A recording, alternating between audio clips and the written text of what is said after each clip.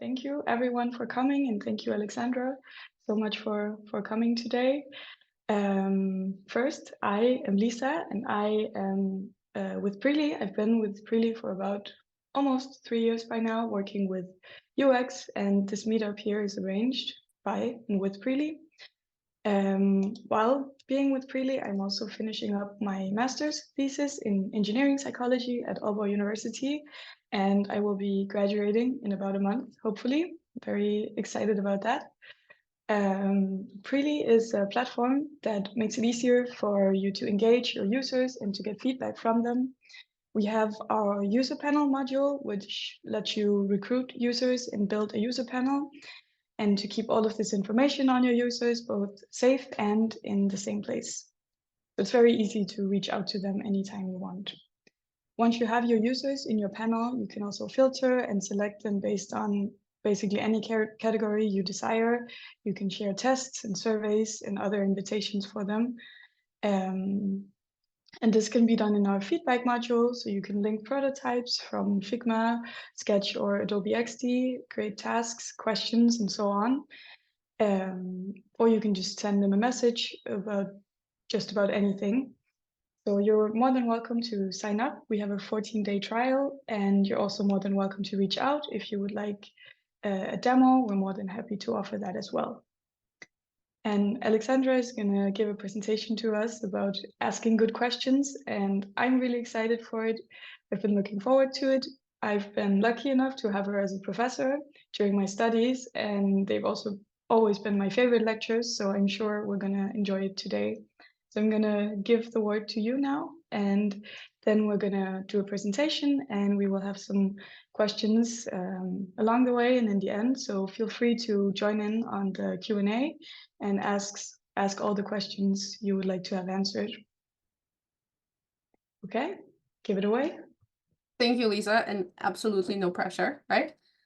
I am just going to share my screen because, of course, there must be a PowerPoint presentation. It's not a real presentation without a PowerPoint presentation. Can everybody see it?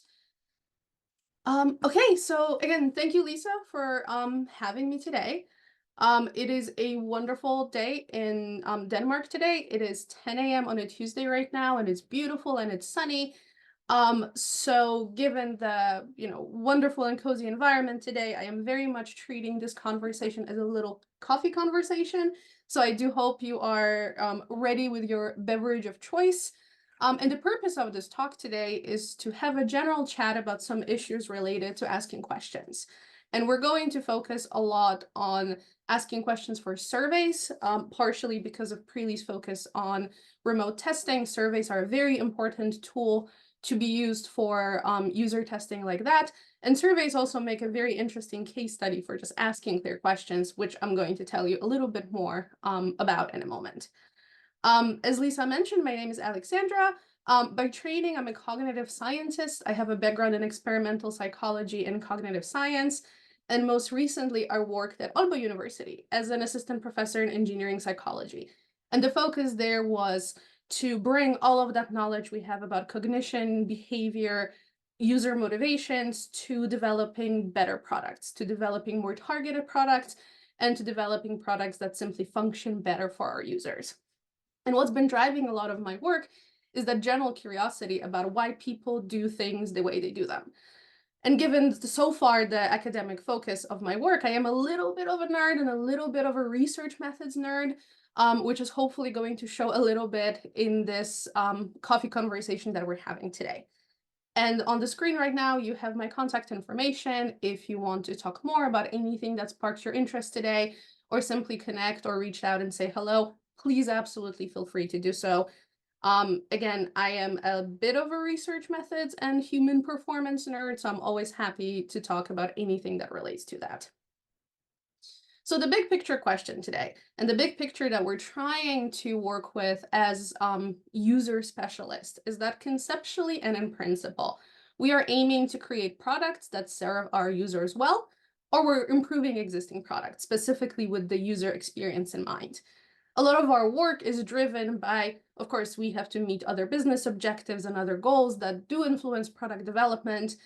We need to manage change related to adoption of new solutions and so on. But at the very, very core of what we're trying to do, whether we're designers, researchers, developers, managers, anybody involved in this process, we want to make our product more enjoyable, more functional, easier to use for the people who are going to adopt them. And in order to do so, we aim to solve the problem of investigating interaction pain points and user preferences and trying to adjust our development process to address those to the best of our ability. So I'm going to talk to you about a hypothetical example here. And all examples I'm mentioning today are hypothetical. They may be inspired a little bit by previous work, but given the diversity of experiences and projects, I'm going to refrain from using a specific case study, but it's more of hypotheticals today. So imagine you're working on a digitalization project for employees in a public system. The fact that you're working with a business-oriented product means that your employees or your users are a little bit of a hostage to the situation. They cannot walk away from the product. You absolutely need to make sure it works for them. And our aim in this hypothetical digitalization project is to deliver a software solution that will enable easier data entry and retrieval for analysis. So one of the goals of our new system is improving the speed of data entry and retrieval when we compare it to the previous paper-based solution. So imagine we come in, we initially deploy the system we worked so hard on, and then we ask the users, what do they think about the new system? And we see that they actually report being frustrated with the number of critical error messages that they get while they're interacting with our software. As users input data, the system does not allow for saving their work unless all fields in the data form are filled. And this is a big problem, especially for those who work with archival data entry when some data points are simply missing. So now that we're aimed with the knowledge that users do not like error message, we roll out an update when we allow for submission of incomplete forms and missing data. As a result, we used our powers of research to make our users happier. They report being much more satisfied, much more eager to use our software. And this is also a very quick fix because we're just simply suppressing error messages. So we still come under budget. We come within the deadline. So there are many, many more happy people in addition to our users. But as we think, there is a question, did we actually make our system better? Did we actually solve the underlying problem?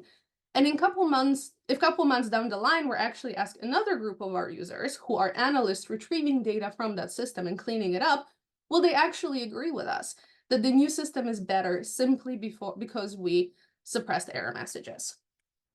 So the problem I solved in this hypothetical example was addressing my user frustration by reducing the frequency of error messages. I asked for feedback, and then I fixed what they told me was wrong. I asked the users to tell me directly what was wrong so that I could fix it, and my decisions were driven by the face value of the self-report that my users provide. But to pinpoint the cause of problems or issues that are related to our interactions with the product, we actually need to ask questions that are going to lead us to causes of the problems. And that path needs to be directed and guided by facts and not by simply because my user said so directly. So how do I obtain the facts that I need to actually make specific decisions? I need to remember that the true value of my data lies in the careful consideration and interpretation of the results. My data is only as valuable as the insights I can actually extract from them in specific context. So in my hypothetical example, I asked a general question. What did you think about the software that you've been working with? And I'm hoping that broad picture question is going to provide me with actionable facts. What I should have done instead is I should have dug a little bit deeper and asked a little bit more specific questions. What kind of user behavior is causing errors? What kind of errors are the more disruptive? That sort of questioning will improve my prospects for actually obtaining valuable insights. So with my overarching goal being related to supporting user success, I actually need to ensure that the data I collect is going to be actionable and is going to lead to specific improvements, which means that my research has to have a very specific purpose and it needs to ask the right questions that will lead me to those answers. So today, what I'm going to focus a little bit is I'm going to focus on talking about how I formulate purposeful research. Purposeful research helps me ask questions before I move on to data collection. Why do I need to address specific issues? What do I need to know about this specific problem? How will that information that I extract from my data direct my recommendation? And how do I actually obtain it? So, in short, before we dive into research at any point, I need to know that I know what I need to know, a bit of a tongue twister, but I need to be sure that I know what I need to know, and I need to know how to ask about it.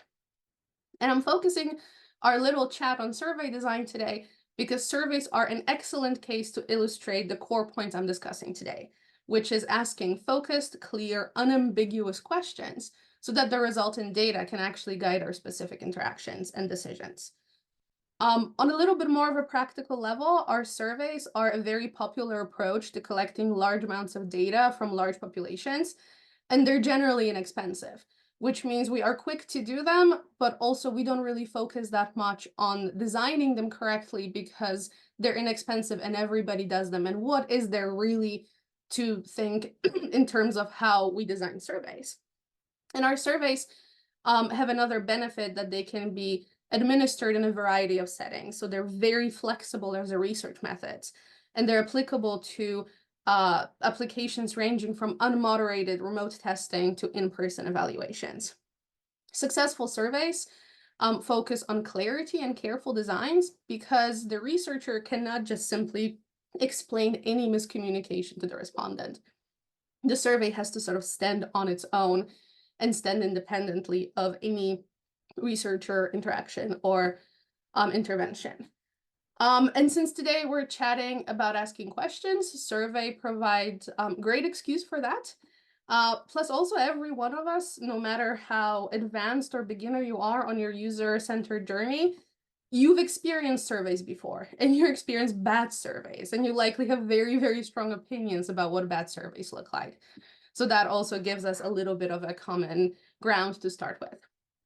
And to quickly clarify a vocabulary issue here, you will see a lot of people using surveys and questionnaires a little bit interchangeably. The way we're going to be using it here is that when we refer to a questionnaire, we mean just a specific written set of questions, whereas a survey is going to refer to a bit of a broader method, where we distribute a questionnaire, collect data, aggregate it, analyze it, and so on. So today we're going to chat, and again, this is a coffee chat, not a formal training session for how to design surveys. We're going to talk about three aspects of surveying. We're going to talk about context, where we consider external factors that influence our survey respondents. So what happens before we even start answering. We're going to talk about questions, where we discuss the kinds of insights we can obtain from the survey and how to do it carefully. And we're going to briefly talk about formatting questions. However, I won't be focusing much on the technical details of formatting questions because that one requires a little bit more of a hands-on demonstration that I have planned for today. And throughout the talk, we're going to oscillate a little bit between advice for questionnaire design and general thoughts on asking user questions and understanding answers better. As I mentioned, we're having a lovely morning coffee chat and not necessarily a specific training session. With that in mind, let's move on to our first core aspect of surveys, which is context. When we're working with surveys, we're hoping to obtain data that is complete so that our user doesn't skip questions, and data that is truthful and carefully thought out, and that our user reports honestly and carefully. So before we even start asking any questions, we need to consider the context in which that interaction between the respondent and the survey takes place. So we need to think carefully about the situation. What is my respondent doing as they're responding to my survey and filling out my questionnaire? And here our method matters quite a lot. For moderated testing, there is usually a researcher in the vicinity. Whether it's online or physically in person, the researcher is going to be somehow present or easily reachable. The presence of a researcher adds a little bit of gravity to the situation, so your respondents are a little bit more likely to be focused, and maybe they won't skip as many questions, or they will think a little bit more carefully about their answers. But at the same time, the presence of the researcher may influence them into feeling a little bit uncomfortable with answering some of the questions truthfully, or maybe they will feel rushed because they see a impatient person sitting next to them. On the other hand, for unmoderated and self-paced responses, it is very possible that our users are multitasking. They're on the bus, in a queue at the grocery store, they're watching TV, they're scrolling on the toilet. Self-administered questionnaires, they actually need to account for people multitasking and being distracted, which is a huge disadvantage when you're hoping that your users are not going to be skipping questions and they're going to be focusing on them.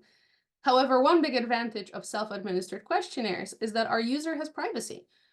They can calmly sit down in a safe environment, they can be not rushed, and this can be very beneficial if you're working with difficult topics, which is specifically relevant for example, medical device applications, when you want your user to be able to sit down and really reflect on what is going on with that product interaction.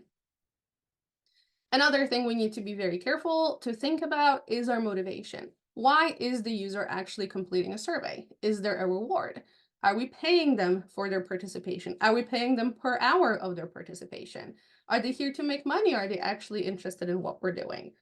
Or maybe our users have a very specific interest in the products you're testing.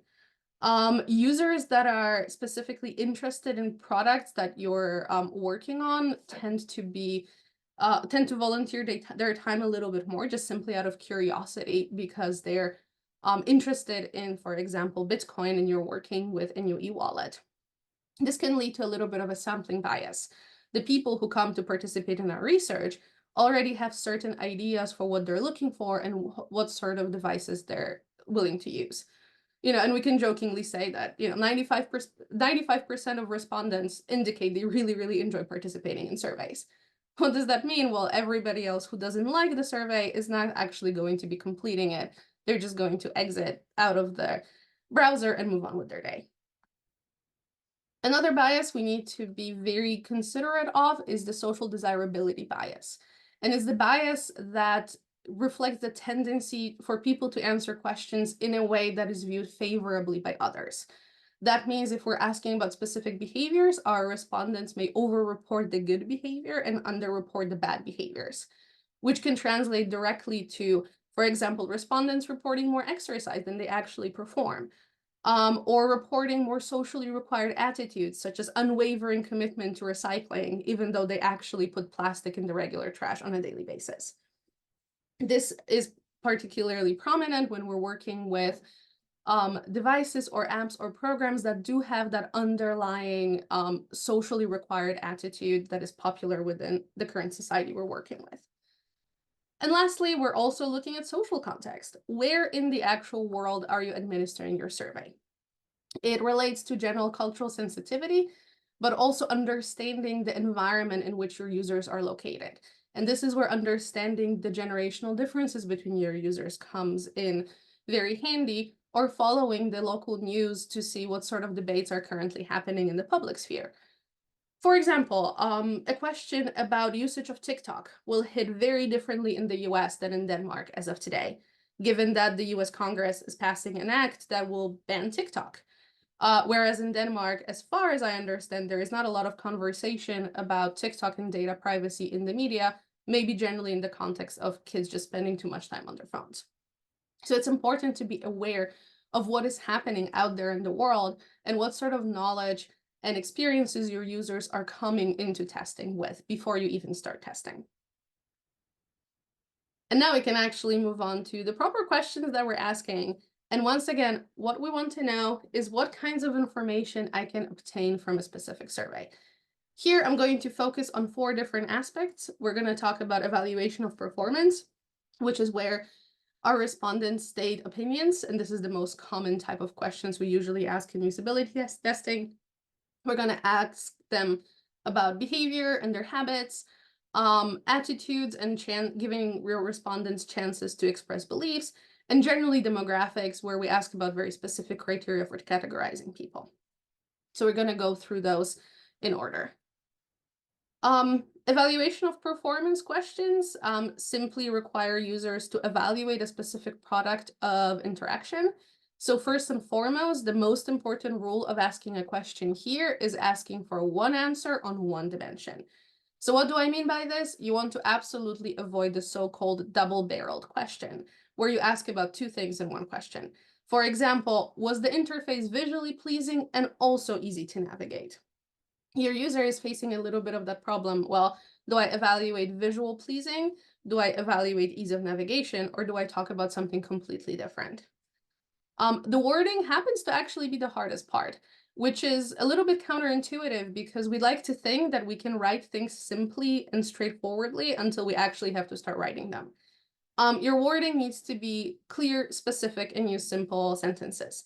If you're designing surveys in a language that you're not absolutely fluent in, or it's not your first language, no matter how much time you spend learning that specific language, it is actually a really good idea to get somebody to just quickly proofread it. Get a local native speaker, ideally the native speaker in the age of your target group. Make sure there aren't specific misunderstanding and misinterpretations that can happen simply from the use of vocabulary. We also want to avoid certain structures. This is advice generally for English. I'm not quite sure how that would translate into other languages, but you want to avoid complexity and words such as and, or, if, or not. For example, you do not want to ask people, on a scale from 1 to 10, how much do you agree that this interface is not difficult to navigate? Why can't you just say simple to navigate? Or you also want to avoid using leading questions or emotional words. So what do they mean by that? You want to not give your user a hint for what you're expecting them to answer. For example, given that predictive text functions can improve speed of typing on a scale from 1 to 10, how interested would you be in your word processor having one?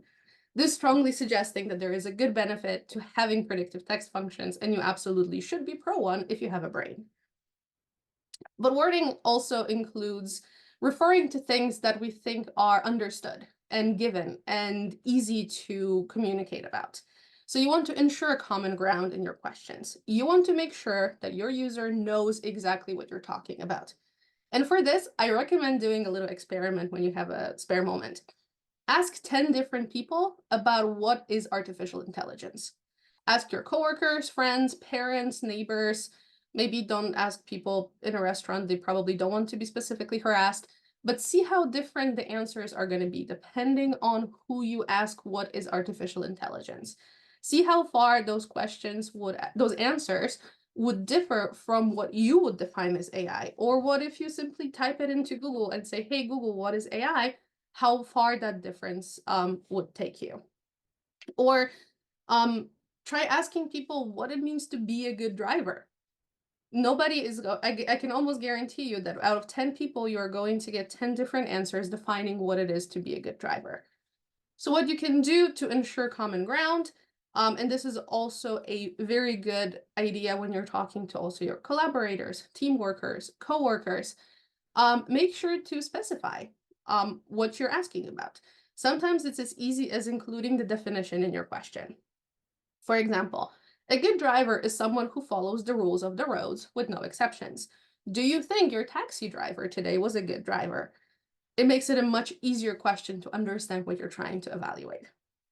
But sometimes, as you're trying to define those specific words and gain the common ground, you're going to realize that the phenomena you're talking about is actually very complex and cannot be directly observed or measured. We refer to those as latent constructs, things that we know exist, things that we know impact user behavior, but we can't quite pinpoint our finger to how to measure them with simple question. A great example of that is think about user satisfaction. What does it mean that your user is satisfied? Of course, you can ask on a scale from 1 to 5, how satisfied are you? But this is a bit of a flat meaning of satisfaction.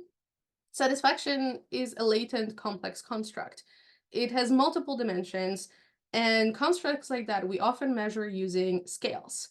And scales are measurement tools that help us encompass multiple questions or items that are referring to the same latent construct. And those must be administered in the exact order and in the exact format the author had intended them. One such example is a very popular system usability scale, which is a 10 question scale, asking about different aspects of the system usability, such as complexity, integration, features, confidence of the user to perform tasks, or consistency in general design. What happens when you need a scale? What happens when you realize that you really, really, really need to measure a latent construct and you're not satisfied with rating it on a scale from 1 to 5? Well, if you actually need a scale to measure a latent construct, you can pursue an extended literature search that will help you identify appropriate measurement tools, or you can try to decide and develop one yourself. It's a extensive process that requires piloting, eliciting different vocabulary that is relevant to the construct, selecting appropriate response options, consulting more literature, measuring and analyzing how specific concepts overlap, and it requires a huge number of participants and respondents to actually give you even the baseline data to start that process. I mean, you can ask Lisa. She did one for in her master's studies, and it was not an easy process. So does it really make sense for you to develop your own scales if you're a user experience researcher? Maybe yes and maybe no. It depends on what your goals are and it depends on who you're actually working for. Large companies that have the resources to devote to this and have a portfolio of products where such a measurement scale may actually be useful and reusable may be much more or will be much more open to that idea than a small startup when you're just really trying to get the product off the ground so you can continue securing funding. The choice of measurement tool is always driven by your question, but also more pragmatically, it is driven by the resources that you have. The second option or the second aspect of designing surveys is, can we measure behaviors? The kind of knowledge that we can gain from surveys is self-reported when it refers to behaviors. And we can use that information for exploratory research, to identify potential for new products, to identify specific user base, or define user segments that are based on specific behavioral patterns. So when we're asking about behaviors, we think about three themes. Saliency, which is how memorable certain events are or certain behaviors. So for example, if you want to ask somebody if they had recently had a child, you are going to elicit very different self-report or different accuracy of the self-report compared to if you ask somebody, when is the last time you ate paprika-flavored potato chips? Because salient behaviors are simply those that are easier to remember accurately because they stand out in some way. And it's usually an emotional way, which means it's either going to be a behavior with some sort of bad consequences or bad memories, or a behavior in the context that brought you a lot of joy and happiness. That means that those memories are also going to be a little bit extreme around that. Another approach to ask about behaviors is to ask about exceptions to common behaviors, because those also tend to be salient. So for example, can you remember the last time you did not brush your teeth or you forgot to brush your teeth? You're much more likely to think about that example than when is the last time you actually brushed your teeth. We can also ask about frequencies of behaviors. So how often do you ask, how often do you do something? And our users are most likely to start estimating here. Depending on the time frame you're asking about, those estimates are going to largely vary in accuracy. And one great example here is Spotify Wrapped, that annual presentation that shows you your listening statistics. So if you ask your users, how often did you listen to podcasts or Metallica or Taylor Swift in the last year, they're likely to think back to a bit more of a recent manageable period. So for example, last month, and then multiply it by 12. As opposed to going mentally through, January, February, and so on, trying to remember what sort of mood I was in. Was it heavy metal or was it pop? If you need accurate frequency data, you absolutely should not be conducting a self-reported survey. You need to be looking at other more fitting methods, such as a diary study or logging study, where you do not rely on your user's recall. But if you are committed to absolutely using a survey, you can also try improving the accuracy of that recall by providing context. For example, if you want to know how many times in the last year your user replaced the phone screen protector, you can ask, how many times did you replace your phone screen protector, for example, after you dropped it? That helps people remember, well, this is how many times I dropped it, this is how many times I was upset about it. Can I think back to actually having replaced the screen after that? Another interesting behavioral data that we can get out of our users is asking about likelihood. Do you do certain things, or how likely you are to do certain things? And those questions often come with a list of options. So when you're designing a questionnaire like that, it is absolutely important that you remember that options need to be mutually exclusive and they need to be as exhaustive as possible. For example, if you want to ask your users, what do you use your calendar app for? And your options are perhaps scheduling appointments, setting reminders, setting alarms. Not all of those are exclusive of each other, and therefore that can introduce a little bit of unwanted noise in your data. A big important question, or an aspect of behavioral questions, an aspect of question design is my question threatening? And this is an important conversation to have both with your collaborators, both with your teammates, and with your users. A threatening question is a question that touches on something that is emotionally loaded and causes discomfort. The extreme version of a threatening question is, of course, questions that trigger past trauma. However, if we're not working with products like that, we need to still be very aware of the fact that there are questions that we may not think are threatening, but still will cause our users discomfort. And the respondent will then believe that the truthful answer to the question is going to put them in a bad light, and therefore they will not really give you a truthful answer. So how can I tell if a question is threatening? There is unfortunately no standard approach, but some topics are much more predictably threatening than others. One of the ways I approach it is I ask myself, if I give this question to a respondent, do I think there is a right or a wrong answer to this question? What is the socially desirable behavior that the user could represent by answering this question? So, for example, a very innocent question like, how frequently do you wear a bicycle helmet? Can be threatening, as we generally know that wearing a helmet and not getting distracted are considered good for your safety while biking.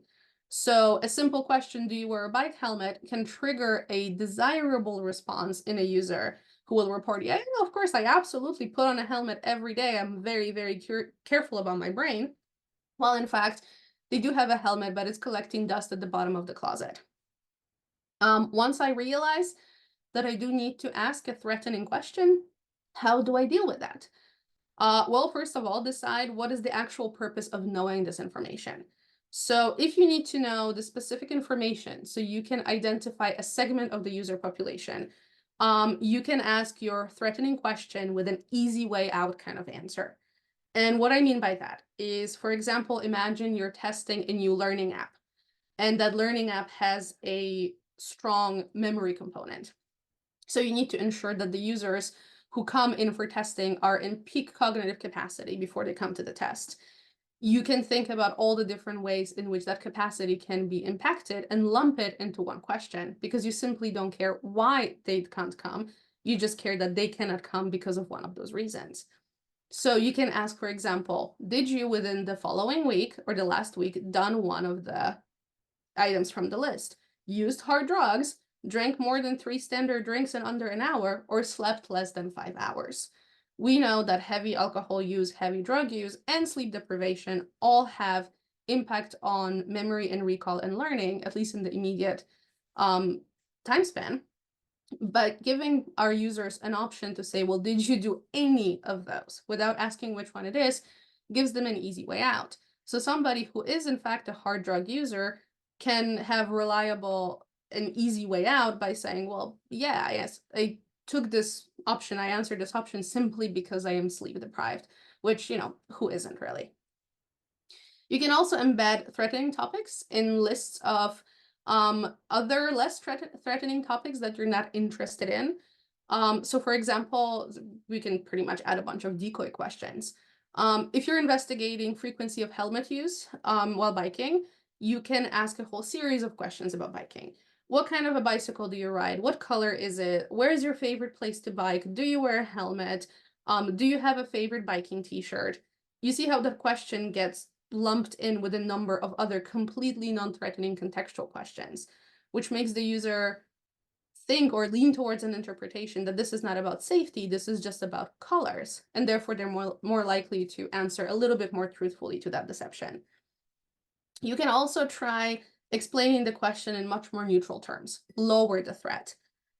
Maybe explain it in terms of, framing it as everybody does it, or add explanations as to why somebody doesn't do the behavior.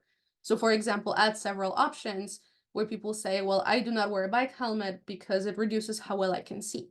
I do not wear a bike helmet because it's too hot. I do not wear a bike helmet because I know somebody who's had an accident and got hurt, and so on. And if you still don't know if the question is threatening, just ask other people, pilot. Try brainstorming sort of the devil's advocate approach. Come up with a list of reasons why this specific question could be threatening and assess the validity of that in such a way. If you cannot come up with a single reasonable argument as to why the question is threatening, and neither can anybody else you're consulting, well, chances are, you know what, it actually might be pretty okay. But I need you to remember that just because you don't see it as a threatening doesn't by default make it a not threatening question for everybody. You can predict everybody's responses. Oftentimes threats come from personal experiences. So consider perhaps adding disclaimers so that the users can decide whether they're willing to provide answers to questions like that. That little bit of warning might help prime them into understanding that this is something that they're choosing to expose themselves to and therefore could be answering those questions better. Another thing that is fascinating to talk about that when we're talking about development of questionnaires is studying attitudes. And attitudes are just general evaluations that convey how we feel about a specific thing. And of course, attitudes can change, but they're believed to be largely stable and based on a specific body of knowledge or experience. And they oftentimes have a dimension of judgment, so good or bad, positive or negative, and so on. Why do you care about attitudes in user research? Well, specific attitudes can very strongly influence the evaluations of products. And those attitudes are never really measured in a vacuum. So the situation in which they're assessed and activated has a very systematic effect on user answers. We can think about attitudes as states versus traits. So patterns of thinking versus actual behaviors that are situation specific or generalizable across situations. As a researcher, you need to understand, and you do understand, that a specific personal history can have the immediate effects on how people interact with systems and products. For instance, if you are testing a prototype of an app and encountering an error, a particularly frustrated user who's had multiple bad experiences with apps in recent days might consider that error to be much more detrimental to the evaluation. And thinking about attitudes as traits means that you are likely to observe patterns with users being hostile to any app developments if they absolutely hate apps. For example, users who hold very strong positive attitudes towards recycling may hold a much stronger negative baseline for experiences with products that are made of plastic. That is also important to consider when you're selecting your user segments. Another fascinating aspect of attitude research is motivated cognition, which simply means that our needs and goals, they shape how we see the world and how we reach specific conclusions. And motivated cognition can serve the function of preserving our identity. Think about it this way. If I see myself as an environmentally conscious person, and I also eat meat, I am much more likely to overstate the importance of locally sourcing my beef. Even though in reality, the carbon footprint of shipping beef from South America is negligible compared to the global footprint of beef production. One of the themes in identity preservation and motivation cognition research is party affiliation in the United States, Republican versus Democrat, something you need to be very aware of if you're working with that segment of the population. Or alternatively, anecdotally, we observe effects of, motivated cognition when it comes to artificial intelligence, where you have users who come for user testing and they consider themselves techies or tech savvy or tech enthusiasts. And they're going to be overly supportive of any application that embeds AI simply because AI equals good. Which is why it's important to also make sure that the flow of questions and the order in which you design them, both within your survey and in general testing, activate some of the attitudes only when they're necessary. So maybe you want to hold off with reading some details into people's attitudes towards AI after they have actually evaluated your app. And lastly, the very allegedly easy, and yet some of the most complicated questions relate to demographics. What we need to specifically know about demographics is, what am I using this information for? And GDPR also specifically mandates that we're very careful about what sort of data we're collecting that refers to user demographics, to make sure that we're actually collecting it for a good reason. And demographics questions are typically asked at the very, very end of the study. One possible reason is because we want to reduce stereotype threat, which is this predicament in which people feel that they are at risk of conforming to specific stereotypes about their social groups. There is no hard evidence for this that I'm aware of, but it is maybe possible that a person is less likely to misreport information about their demographics after they have already provided honest answers before. Sort of, we're rolling with honesty. And typically, when I talk about demographics question, there are three categories or three questions that researchers are particularly concerned about. One is age. So how do I actually reliably ask people about age? Well, the question is, what are you going to do with that information? Do you need a category, or do you need an actual number? There are a lot of tendencies to actually misreport age from your users. For example, if you work with university students, everybody is 21, and I cannot explain why. The majority of student participants coming into research will be 21 if they're at the university, even if you're looking at somebody who's very obviously almost your age, passing 30. And it doesn't matter that you're sitting across the table from them, they are most likely to just anchor around 21. Personal observation, I don't think I have very hard data to confirm that. We also know that, for example, women tend to underreport age, generally probably because of the societal pressure of just being younger. So if you really need an actual number, consider asking for a year of birth. That way you can check the number of years against the date if that specific number is important to you. Another question that has also recently been eliciting a lot of concerns from researchers is gender. How do I ask people to report their gender? Well, my question to you is, as a user researcher, how is this relevant to your product? Are you using it for simply segmenting the user groups so you can report statistics from women, men, or other genders? Or is your product actually targeting a very specific gender? Because then your question is going to be phrased very differently. If you're also, a lot of the conversation about gender also surrounds about, what sort of company image do you wish to present? Do you wish to be seen as a very conservative company that targets people 60 plus with their products? Well, maybe then it's okay to just ask, are you a man or are you a woman? But if you're trying to be more, modern, or if you're working with products that are specifically targeted at specific segments, you may wish to present a slightly different image. One simple way to get out of the question of what am I asking for gender is to include men, women, other, empty field to write it in. Increasingly, and also anecdotally, users have been finding that more and more threatening, because with an ongoing conversation about gender identity, why are companies just not catching onto the fact that it's a little bit more than other? So maybe, go against the grain completely and only put in a free fill option there. That's one other way of dealing with it. And the last one is the question of race and origin. Again, this is relevant depending on your user segment and the geographical location of your research. So if you're working in the, excuse me, in the United States, your approach to this is going to be very different than working, for example, in Poland.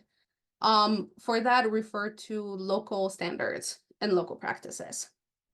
So my overall advice is that if you're giving a list of choices for demographic questions, always include other, as your list is unlikely to be fully exhaustive, or just simply have a free text box and assume that you're going to spend a little bit more time recoding that data once it comes to data filtering. And this is sort of a power run through the 4 different types of questions we can ask through survey research. Other questions people often ask me about or worry about when designing surveys is, well, how many questions should I ask? Well, as few as possible, but be to the point. There is nothing sadder than seeing a survey with 5 questions, but missing the most specific one you were looking for. that's why we define our research goals before we actually write the survey. You want to accommodate all possible answers, and you want to ensure that mutually exclusive answer options are present when you're choosing different format questions. Now, the question of what answer format should I choose? Should I go numerical scales? If yes, how many points? Do I allow a midpoint? Do I allow a neutral zero start? Do I work with verbal scales or visual analog scales? Do I force a choice? Do I ask for quantities with sliding scales? And if I do, where does that slider begin? In the middle of the scale, and so on and so on and so on. So as you see, there is a lot of decisions to be made based on format. Luckily, our increasing understanding of cognitive science and cognitive psychology in general has provided us with a lot of research to show how different types of formats actually affect our abilities to answer objectively, including problems like anchoring heuristics, anchoring biases, or simply ability to manipulate your phone and your touch screen while walking and at the same time filling the survey. All in all, you might also want to be sure that there is a progress indicator so your users know exactly what they're getting into and whether they have the time, whether they can estimate how much more time it's going to take them to finish it. So yeah, so final thoughts to wrap this up. If you're not sure what it is that you need to know, well, then survey is not your option. You want to consider focus groups, open-ended approaches, a little bit more exploratory research. Surveys feel easy because you just put a bunch of questions on the page and send them out. But there's nothing sadder than putting all of this effort into deploying a survey and using your resources only to receive answers that actually do not help you with anything. You might want to also search for existing questionnaires and scales. If you perform a lot of survey research, keep a database of what those successful questions are for your future reference. Talk to your colleagues. Maybe they actually have specific databases as well. And then when you're writing questions and you're drafting new questions, pre-test, pre-test, pre-test. What you do is you write your question, you go to your friend over at the next desk and you say, hey, question, here's what I wrote. Can you explain to me what I meant? So what you want to do is you want your users to be able to tell you how they interpret the question. If that interpretation agrees with what you intended from the beginning, congratulations, you have a question. But you may actually need to rewrite. Peer feedback and soliciting peer feedback from people who are also, at this point, probably professional survey writers may be another great idea. Within research communities, when we're looking at evolving methods and trying to adjust the method to what we're trying to achieve in terms of data and insights, knowledge sharing and generosity and peer knowledge sharing is absolutely critical for building a community and helping us build a stronger landscape for user research. And lastly, revisions. Anytime you revise, I strongly recommend you pilot again. What is obvious in your head is absolutely not obvious when you put it on the paper. So give yourself ample time to actually work with questions. A questionnaire is not something you just put together and throw out in the wild and wait for it to come back to you. But with enough focus and enough care, you may actually end up getting tremendous insights. And in the process of learning how to write better questions or practicing writing better questions, you will see that it is also going to improve your ability to communicate with your peers, ability to communicate insights to your stakeholders, ability to be clearer about what is it that you're actually trying to do, which then is going to help you form better key performance indicators or performance goals for your products. So all in all, there isn't a downside to trying to ask your questions better, even if it's just simply to design a easier to use questionnaire, or whether it comes to actually setting strategic focus for your user research. And thank you. That is a power through user survey design. And I hope we have some time for question and answer and also for a sip or two of coffee. We absolutely do. Thank you so much. This was great. I loved all the examples. And please just fire up on the questions in the Q&A section. We do have one here. Do you have examples on what kind of questions surveys are good at and what questions that need face-to-face interviews? Absolutely. This is an excellent question, and it touches onto that method of inquiry to the questions that I'm trying to answer. My recommendations would be face-to-face interviews are best for questions that require follow-ups and require a general, more open-ended question.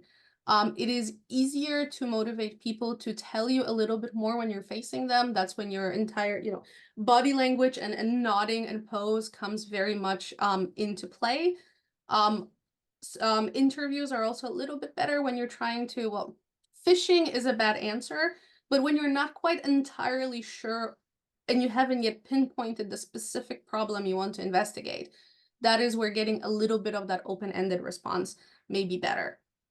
Interviews are also a little bit better when you have the resources to do so. And when you have trained interviewers who are able to listen empathetically and without steering too much, steering your user too much into a specific answer. Now, surveys are excellent when you're trying to get more standardized data. So you know specifically that you're looking for particular types of data, whether it be nominal or ordinal or so on, and you get to deploy that to a large number of people without, much, I wouldn't say effort, but without much focus on needing to sit with every single person. So survey questions are best when they can be simple, straightforward, and have only one answer. Now, a little bit of balance between that is having a survey with open-ended questions. They tend to backfire sometimes, but sometimes you can actually get excellent responses. So they're very hit or miss. So for example, I went to the Aalborg City Zoo a week ago, and on our way out, the cashier hands me an iPad and say, "Hey, would you mind doing a user satisfaction survey or, rate your visit?" Which was, in general, yes, we want people to be giving us that sort of data. But then in that general context, I was standing with an iPad in a very crowded zoo shop, squeezed somewhere between, stuffed animals and candy with little kids running around, trying to hold my iPad with one hand and type an answer. And the majority of that survey was very open-ended. And it was extremely difficult to just give an answer like that. And I consider myself to be an excellent survey respondent because I know how much pain comes with analyzing that data in general. And I really, really wanted to provide actually specific feedback with specific pointers, but just that situation made it impossible to do so. So when they asked, when the question asked to list the things that I particularly enjoyed at the visit, the extent of my answer was, I liked the penguins, because I just couldn't simply hold up that iPad. So you're looking at long story short, you're looking at your questions, you're looking at your resources, you look at your situation. Survey is focused, straightforward, questions or scales. Interviews is open-ended, and the ones where you get to show more empathy. Great, thank you. I'm also thinking in that situation, if he's handing you the iPad and waiting, he could have just asked you to verbally respond to these questions. Yeah, And I would thank absolutely tell them everything about penguins. I mean, I specifically went to the zoo to watch baby penguins. So there was, a little bit of that bias also because the question of behaviors, why did you come to the zoo? Well, baby penguins. What was it about your visit? Well, I like the penguins. What would you like to see more of? You do not have enough penguins. So you see that also structuring the questions for for surveys when they're open-ended, we think they follow a very specific pattern. What do you want to see more of? What do you like? What do you not like? But it's a little bit difficult sometimes for users to leave that penguin anchor behind. I was also thinking a question I see quite often in UX cases is, how did you like whatever shown on the display? Why not? And I'm thinking the why not? What do you have any thoughts on that? I see the logic behind the why question, because if you're giving somebody an answer option, you want to know specifically what is that reason behind. So what is that core of the issue we're facing with? But simply saying why not puts a little bit too much of responsibility on your user. So again, if you're doing a survey like this as part of physical or moderated product testing, remote here would work as well. That situation's a little bit different. You've just been interacting with your researcher. You've just been going through a specific task.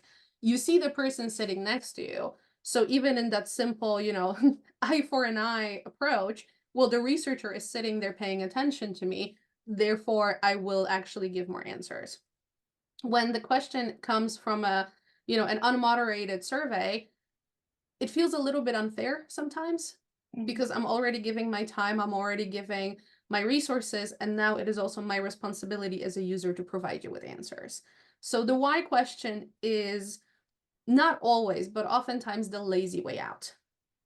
And I do not think, in certain circumstances, it does not lead to a very good insight. It very much depends on whether your user is a sort of a professional user. Similarly, why did you enjoy your visit to the zoo? Well, the penguins were hiding. This is not actionable information.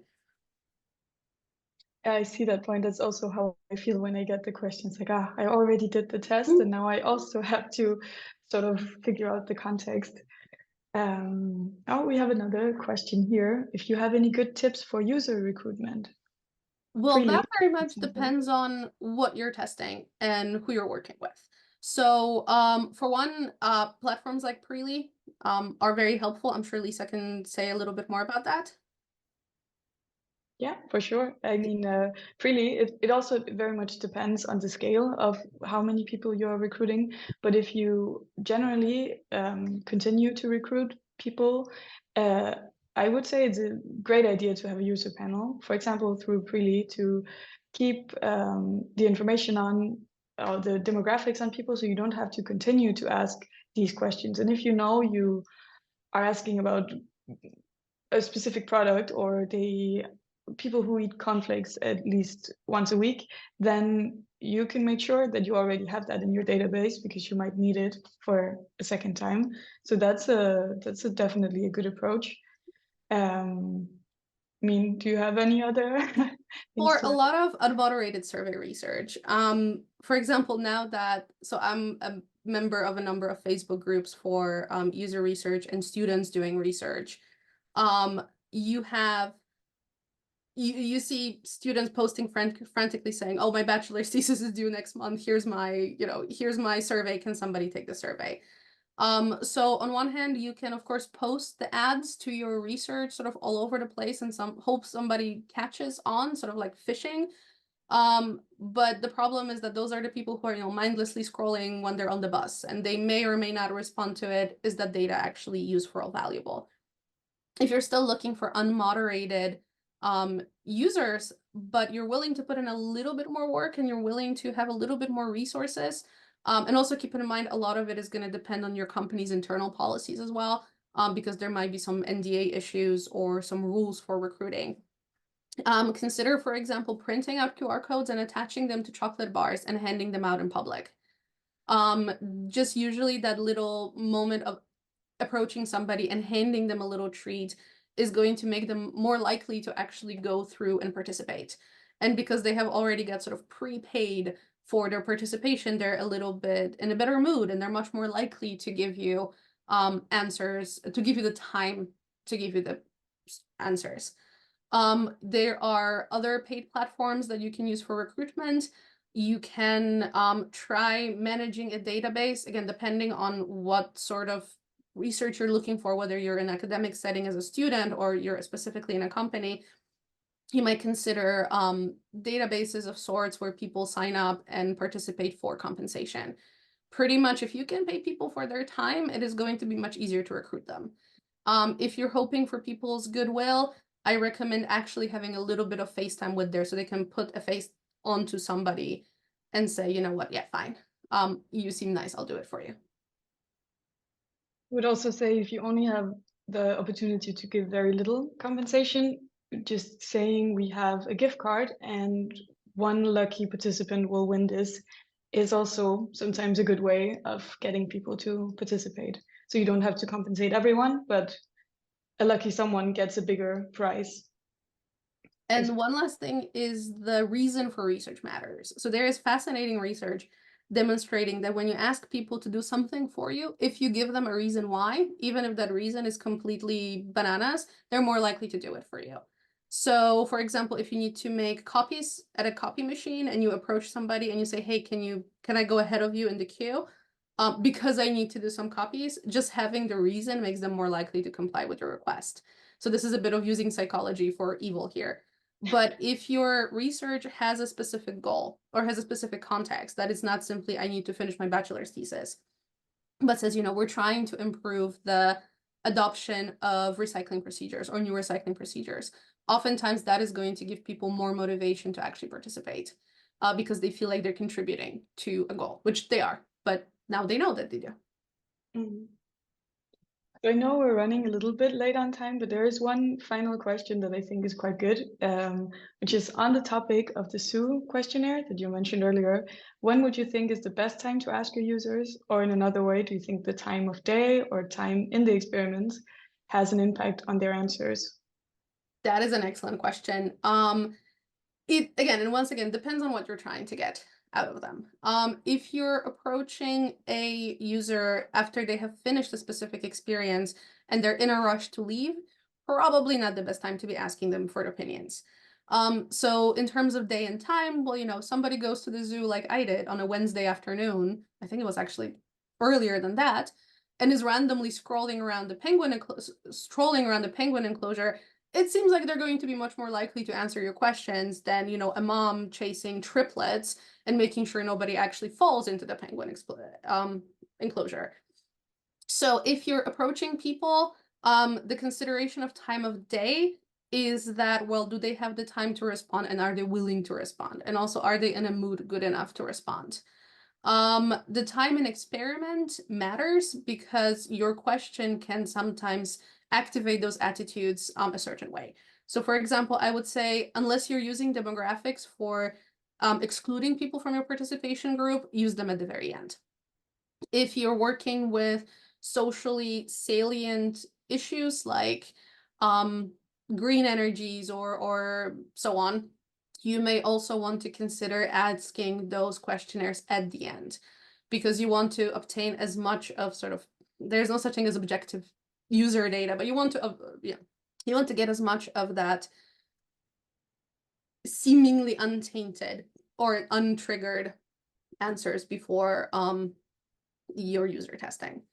So I would say questionnaires at the end of experiments and sort of in the field approaching people, asking them questions, either in the middle of the experience or right after, but be mindful of the fact that they may just, the parking meter may be running out and they really, really have to run. Mm. Okay, great.